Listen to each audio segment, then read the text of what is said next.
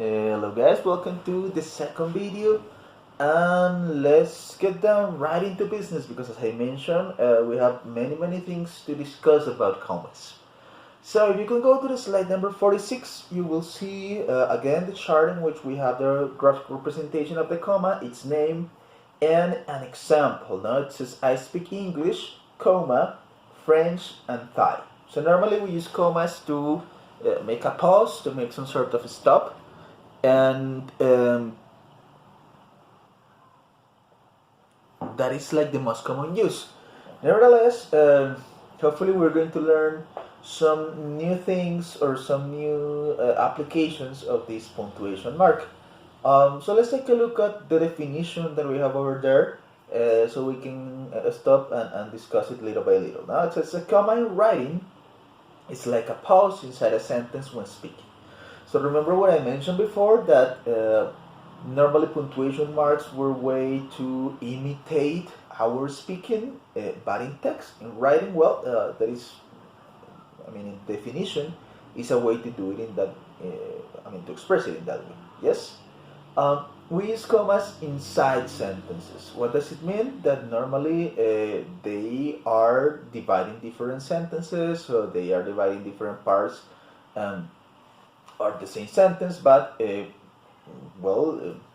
logically it is not going to end a sentence, because for that we have the period, no?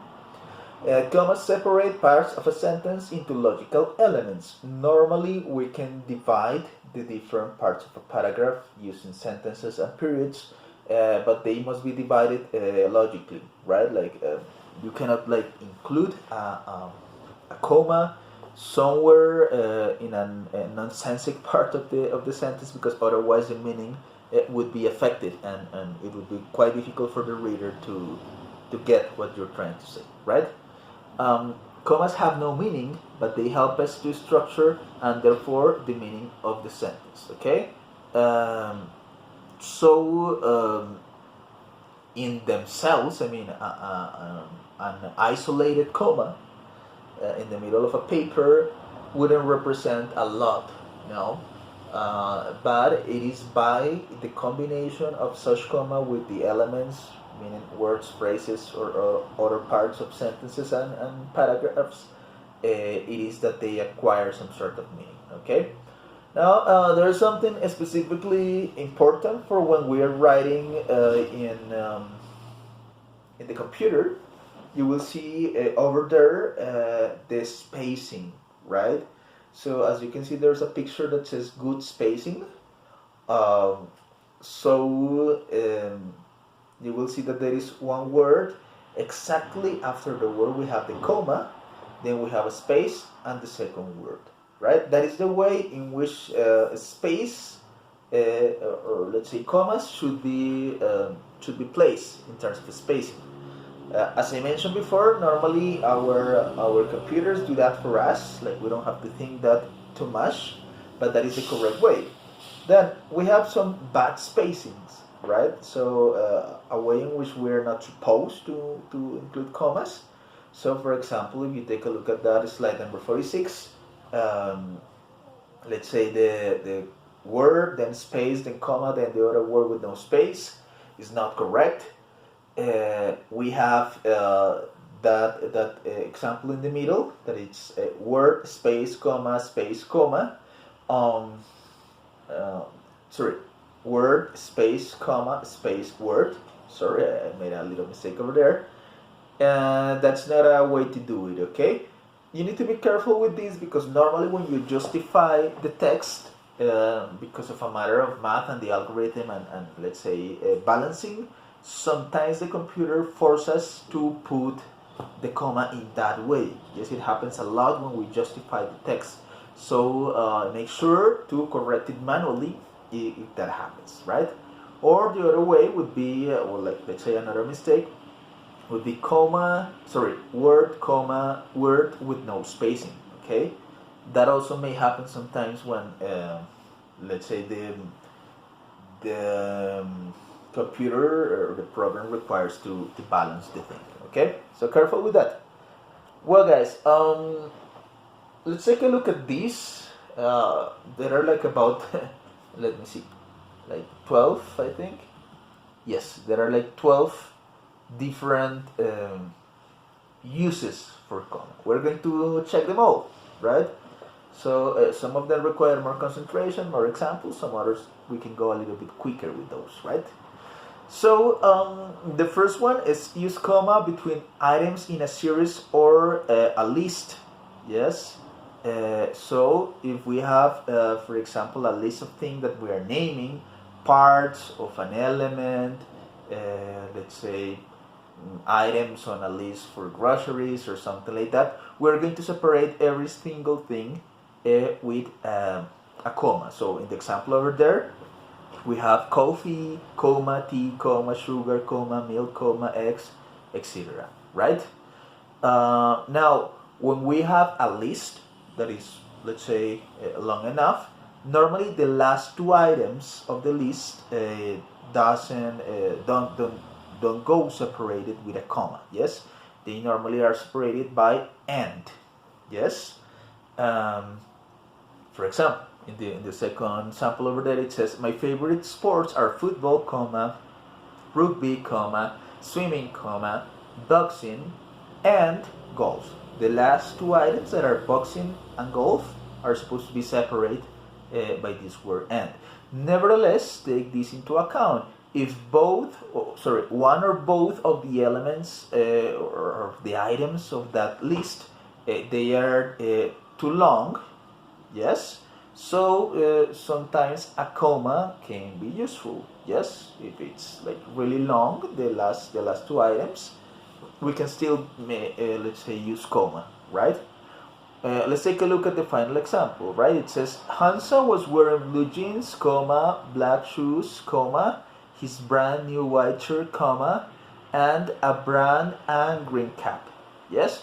What are the two final elements? New white shirt, which is long, and the final one, brown and green cap. You see, they are too long, and it's difficult like to read them without a stop. So that is why it's going to you're going to read a comma. Now, this seems like difficult to get, but it will be easy if you try to read the sentence without punctuation. Yes, try to read that sentence and see when do you have to stop, when do you have to catch your breath. Yes, let me try it for you, but do it at home, and you will see that it's just logical.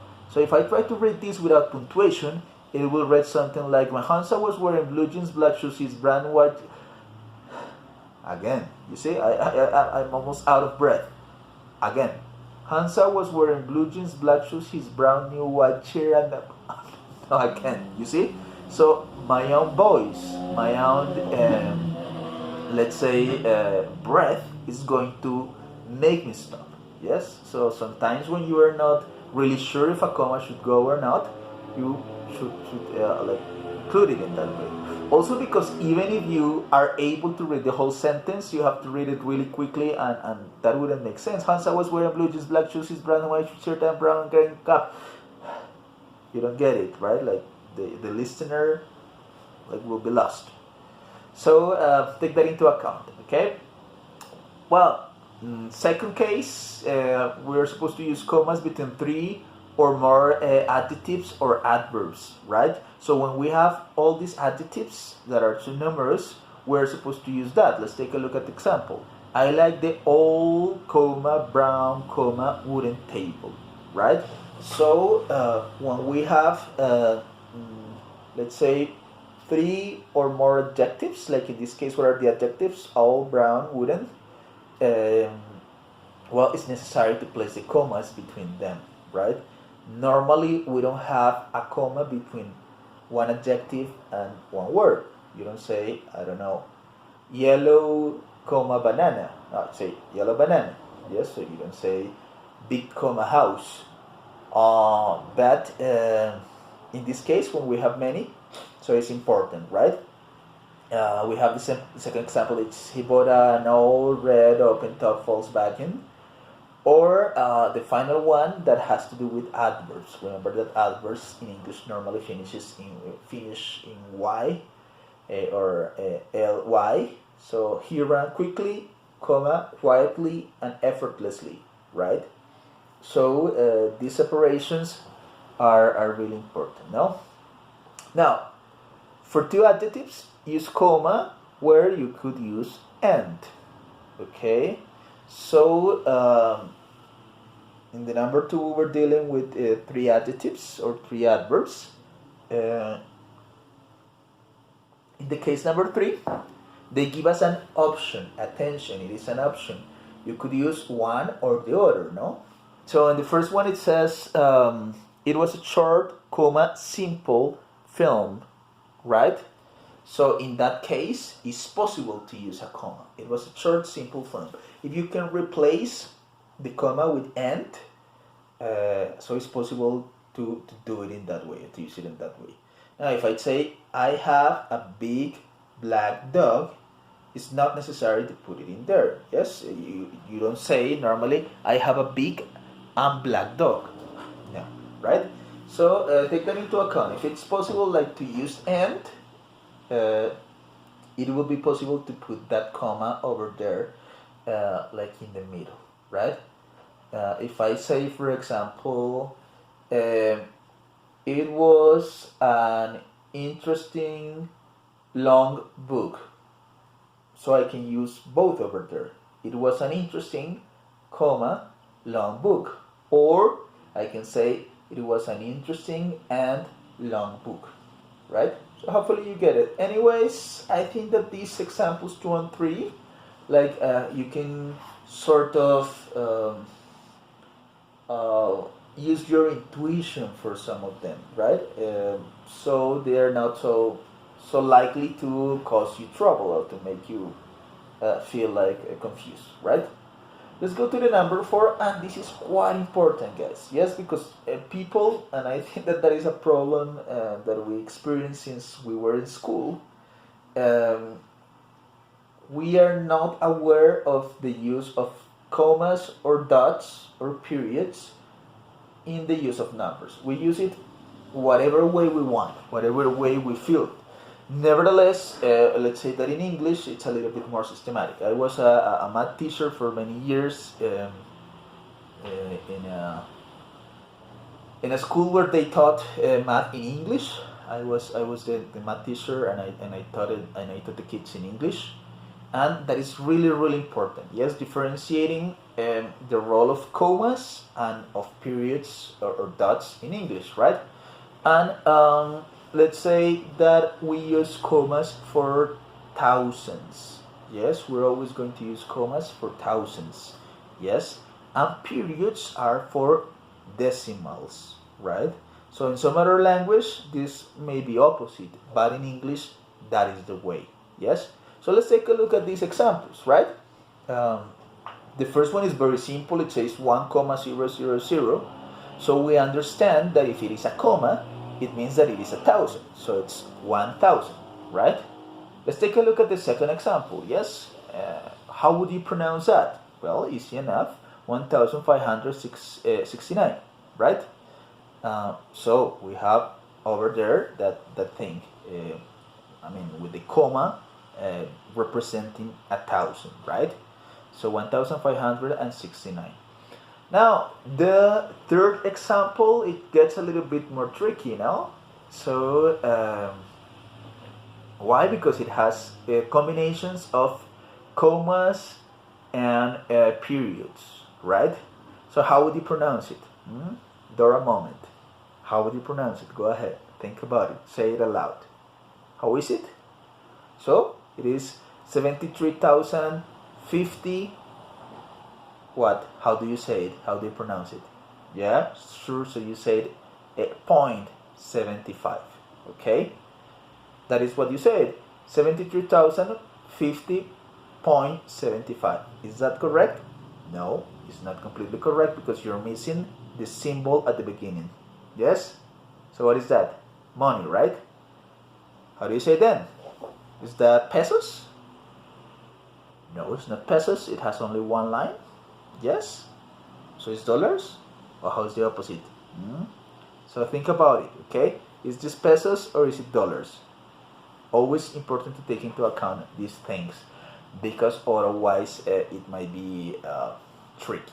Okay, so think about it. The next one, it says 2,000,000,000. So what is that? Apparently it's very clear, right?